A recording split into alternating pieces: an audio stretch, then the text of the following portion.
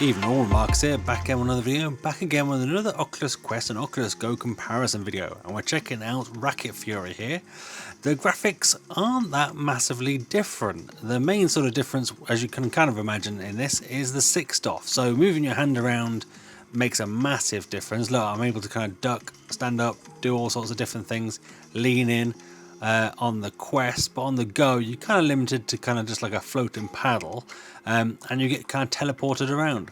What I would say is I was kind of surprised on how good the Go graphics are compared. I mean, they're not any worse, I would say. If anything, the main difference is just kind of a colour, maybe a lighting shift on the Quest version, which actually makes it kind of seem and look a little bit softer than the Oculus Go version. The Go version, if anything, looks a little bit crisper. I can't see any major differences in graphics or sort of texture quality.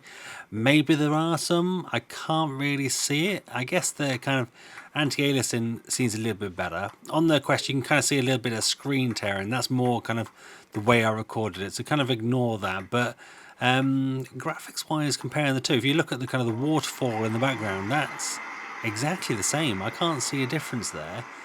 Looking around the room, you see the same sort of thing. If anything, the kind of maybe the background details a little bit more. There's maybe a little bit more detail in the window out the back, and there's that kind of like flying manta ray that I would say does look a little bit nicer on the Quest. But I mean, the main difference here is gameplay. Whereas the Go, I'm clearly sitting down, relaxing, hardly moving. You kind of get teleported around as you kind of hitting the ball. It does make the game easier to play.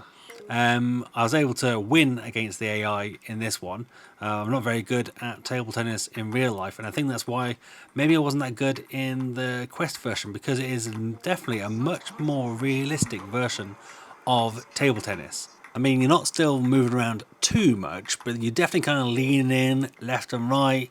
Definitely have to kind of consider your shots a lot more, and you get a lot more sort of angle and pace on your shots. I think I was finding that I was reluctantly hitting the ball, just tapping it, because I was so sort of conscious of hitting it too hard and it going flying. Whereas I think in the Oculus Go, it helps you a little bit, and I was able to kind of just like go for it and just play it a little bit more sort of as I kind of wanted to, sort of thing, without kind of worrying too much. Whereas the Quest version definitely doesn't hold your hand as much. There's no content difference either, so you get the same levels, the same difficulties, the same sort of other stuff. There is multiplayer in both of them, so there's no differences there. So it's literally just down to the 6-DoF, and that does make the biggest difference. But let me know in the comments down below, what do you think? Have you played both of them?